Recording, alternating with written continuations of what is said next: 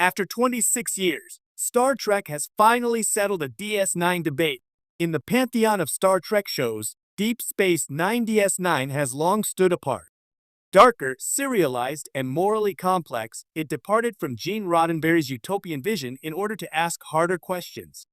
Among its many intriguing elements, war, religion, identity, one debate has endured for more than 2 decades. Was Captain Benjamin Sisko truly a prophet, or simply a pawn of higher powers? Now, after 26 years, Star Trek has finally given us an answer. And the implications shake the foundation of DS9 and redefine the meaning of Sisko's legacy. The divine enigma. What was the DS9 debate?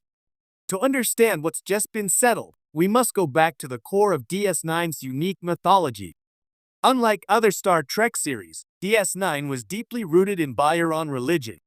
When the wormhole to the Gamma Quadrant was discovered, Starfleet encountered beings called the Prophets, non-linear, non-corporeal aliens who lived outside time. To the Bajorans, these entities were gods. To Starfleet, they were anomalies. Captain Sisko became the emissary of the Prophets after first contact with them. But the role was never clear-cut. Was it symbolic, cultural, spiritual, or literal? Was Sisko chosen for divine reasons, or because he happened to be the first human to make contact with the wormhole aliens? For years, fans were split into factions, those who believed in a mystical destiny, and those who saw Sisko's role as circumstantial. Things got even murkier in DS9's final season. The Prophets warned Sisko not to marry Cassidy Yates. He did anyway. Later, it was revealed that Sisko's birth was orchestrated by the Prophets, who took corporeal form and possessed his mother.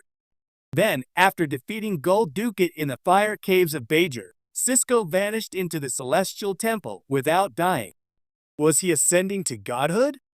Being absorbed? Taken hostage? The show ended without closure. Sisko promised to return in a year, maybe yesterday, but fans were left with uncertainty. Was Sisko a god? A prophet?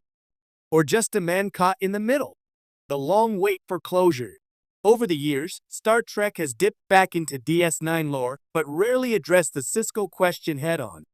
Star Trek, Picard, Lower Decks, and even Discovery have referenced DS9 elements, from Mariner's time on the station to Worf's past, but never Sisko's fate. Part of this hesitation may stem from the complexity of the issue. DS9 co-creator Ira Steven Behr intentionally left the ending ambiguous, wanting fans to draw their own conclusions.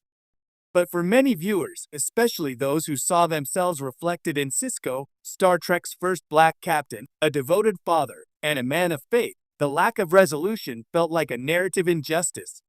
That all changed in 2025. The return of the emissary. In a shocking moment during the Star Trek Prodigy Season 2 finale, an animated series known for weaving deep lore with kid-friendly adventure, Sisko made a brief but powerful appearance. The crew of the Protostar found themselves in temporal flux after an encounter with a collapsing wormhole. As they were scattered across time and dimensions, one of them, Dal, was momentarily pulled into the Celestial Temple. There, he encountered a figure cloaked in energy, surrounded by swirling fractals of time. The figure spoke in familiar tones, using the language of both Prophet and Starfleet. "I am the emissary. I was once Benjamin Sisko," the being said. "I exist where time folds, where choice is infinite and linear thought fails. I am not just one thing anymore." The moment lasted mere seconds before Dal was returned to his reality. But for fans, it was the culmination of 26 years of speculation. Sisko had not died. He had not disappeared. He had become Sisko, the prophet-human hybrid. The implications of this revelation are immense. The fact that Sisko identifies himself as both the emissary and Benjamin Sisko confirms what DS9 only implied, that he now exists in the same state as the prophets. But unlike them, he retains a memory of his humanity. He has evolved into a liminal being, a bridge between species, philosophies, and perceptions of time. This finally settles the debate. Sisko was not merely a messenger or political symbol. He was divinely chosen. The prophets' orchestration of his birth was not metaphorical, but literal. Their intervention marked him as a destined figure, not just an accidental hero. His arc was never just about leading Bajor through political strife, it was about guiding an entire civilization into a new spiritual era. Yet crucially, this new canon confirmation doesn't erase Sisko's agency. He was not a puppet. In fact, the very conflict between his free will, like his decision to marry Cassidy, and his divine path was central to his transformation. By making those choices, by defying the prophets, he became more than a passive tool. He became worthy of joining them. Faith and science, finally united, this resolution also bridges a thematic rift in Star Trek's universe. Traditionally, Star Trek has leaned hard on science over faith. Even when encountering omnipotent beings Q, the Organians, Trellin, the franchise usually demystifies them, reducing miracles to misunderstood technology. DS9 broke that pattern by allowing both perspectives to coexist. Now, the modern franchise has reaffirmed that idea.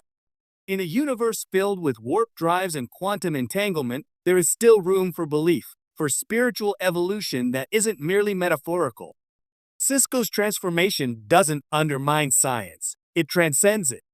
The prophets are not gods in the traditional sense, but they are beings who experience time non-linearly, exist outside corporeal space, and can shape destinies. Whether you call that divine or alien doesn't matter, Star Trek has finally admitted that both lenses are valid. The future of Sisko and DS9.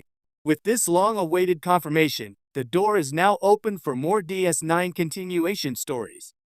Rumors are already swirling that Star Trek Legacy, the proposed series following the events of Picard, could feature a storyline involving Bajor, the wormhole, and the emissary's return to linear space. Cirec Lofton Jake Sisko has expressed public interest in reprising his role. Avery Brooks, though retired from acting, has not ruled out a voice cameo or archival performance. Even if Sisko never physically returns to the Prime Universe, this revelation sets the stage for his presence to influence other stories. Perhaps he will appear to a future generation of captains, guiding, warning, or inspiring. Perhaps the prophets will send new emissaries, forever changed by the precedent Sisko set. Either way, the silence is broken. The mystery is no longer unresolved. Why this matters? Beyond settling fan debates, the confirmation of Sisko's transcendence matters because it honors his arc. DS9 told the story of a man burdened by trauma, the loss of his wife at Wolf 359, the struggles of raising a son during wartime, the weight of command. It showed him rebuild himself piece by piece, forging meaning through both faith and action. To see that journey end in divinity is to validate the full range of human experience, from grief to greatness. It also reinforces Star Trek's evolving commitment to inclusion. Sisko was not just a black captain. He was a father, a builder, a leader, and now, officially, a mythic figure. In elevating him to this status, Star Trek doesn't just make him a god. It makes him a legend. The debate is settled, but the conversation continues. After 26 years of waiting, Star Trek has finally closed the book on one of its most enduring mysteries. Sigh.